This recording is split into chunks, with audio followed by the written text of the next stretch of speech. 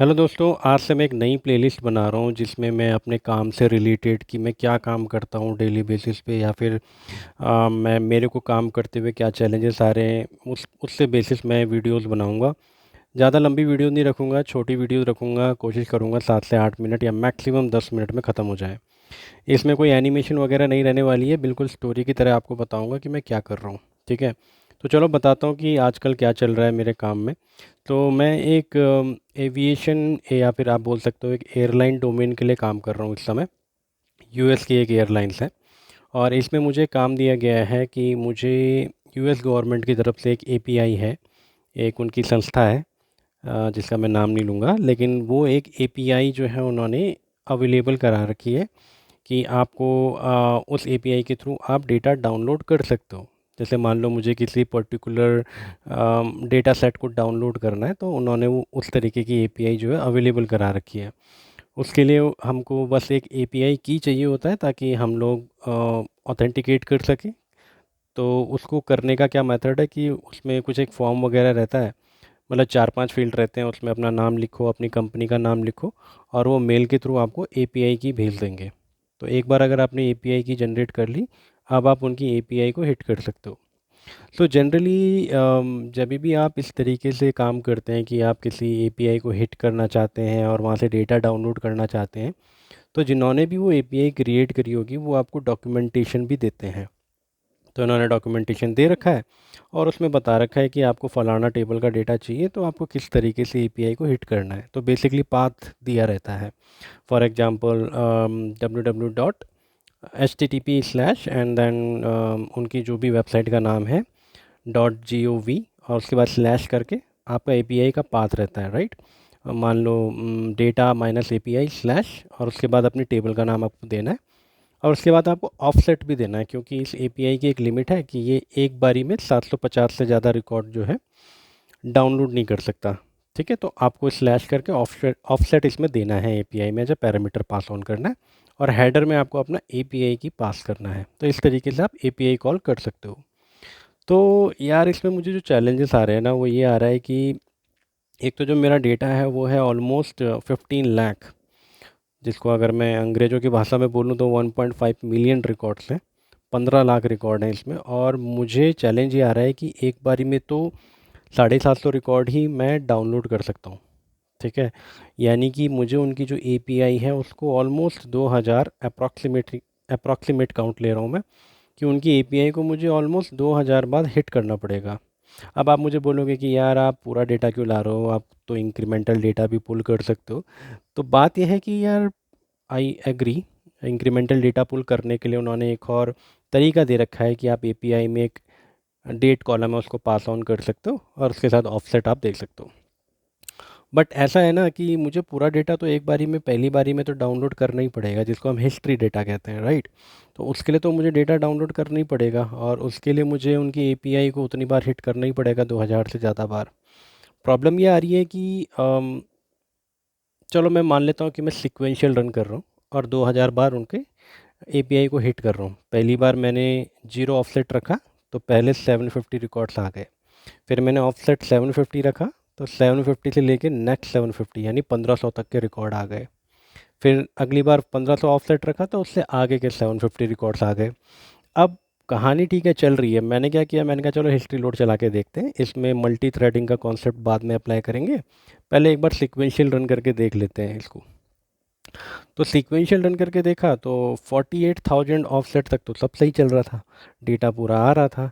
लेकिन 48,000 के बाद से जो है एरर आना शुरू हो गया, सिस्टम एरर, प्लीज़ कांटेक्ट फलाना फलाना टीम।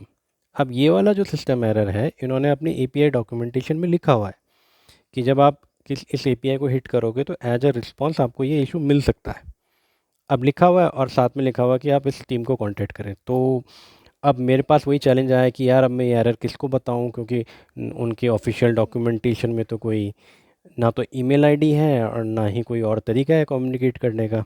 तो ढूंढा ढूंढा ढूंढा फिर जाके फीडबैक का कोई कॉलम मिला, फीडबैक में जाके उनको बताया कि भाई आपने तो एक तो लिमिटेशन दे रखी है कि आप 750 से ज़्यादा रिकॉर्ड पुल नहीं कर सकते एक एपीआई हिट में। अब मैं हिट कर रहा हूँ तो फिर आपका एरर आ रहा है।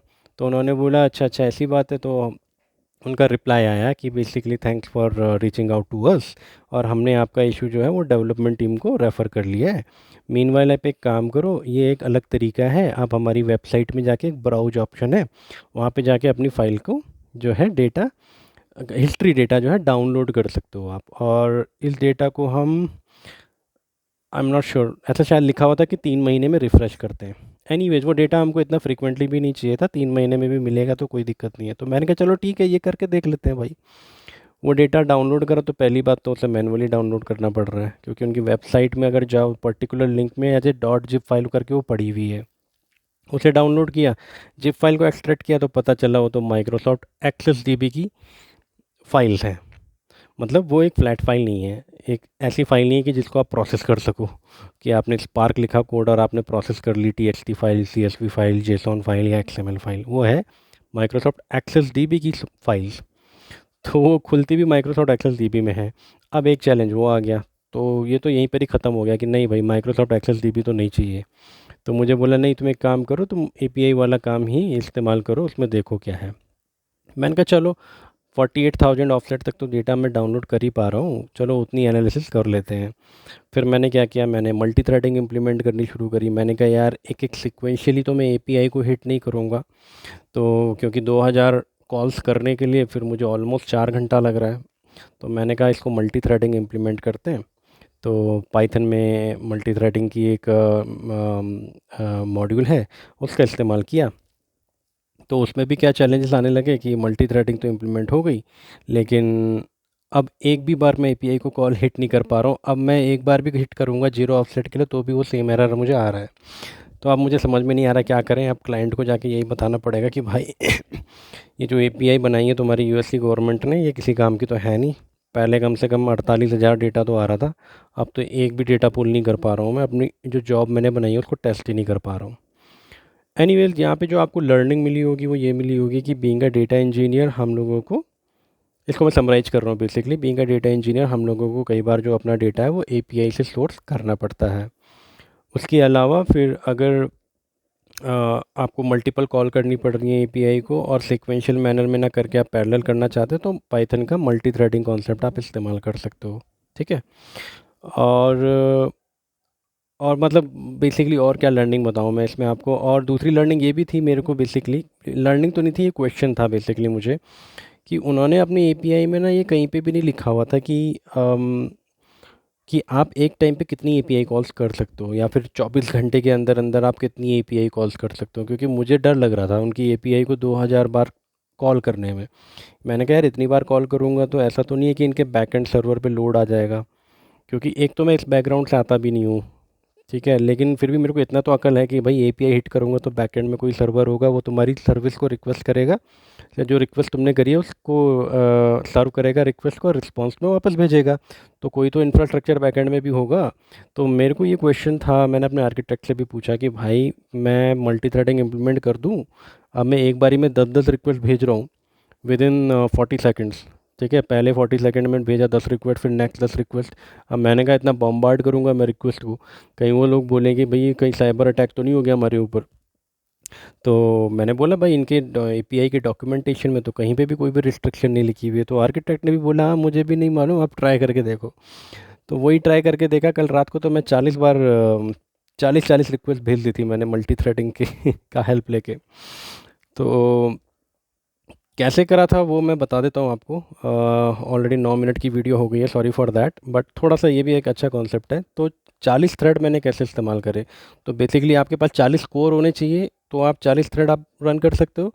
तो मैं ग्लू जॉब इस्तेमाल कर रहा था, और इसमें मैंने G1X वर्कर लिया था, और इसमें मैंने 11 वर्कर लिए हुए थे। एक वर्कर ड्राइवर को जाता है अगर मैं स्पार्क की बात करूं। अब बाकी जो 10 वर्कर बचे हैं हमारे, वो हमारे आप एज ए वर्कर उनको काम में ले सकते हो। एक वर्कर के पास 4 सीपीयू होते हैं, तो मैंने 10 वर्कर लिए थे, 10 × 4 40 सीपीयू। तो उस तरीके से मैं 40 थ्रेड रन कर रहा था, 40 बार एपीआई कॉल कर रहा था एट ए टाइम। ठीक है। तो फिलहाल यही चल रहा है यार, इशू में फंसे हुए हैं। तो क्लाइंट को आज वही बताएंगे कि भैया डेटा तो पुल नहीं कर पा रहे हम तुम्हारी एपीआई से। अब जब यही डेटा पुल नहीं होगा तो आगे का काम कैसे करेंगे। तो देखते हैं आगे क्या चलता है, और इसकी अपडेट मैं आपको नेक्स्ट वीडियो में दूंगा। आई होप आपको कुछ नया सीखने को मिला होगा, और अगर आप ऐसी वीडियोज़ और चाहते हैं और तो आप मेरे चैनल को सब्सक्राइब कर सकते हैं। मिलते हैं नेक्स्ट वीडियो में। Till then take care and bye bye.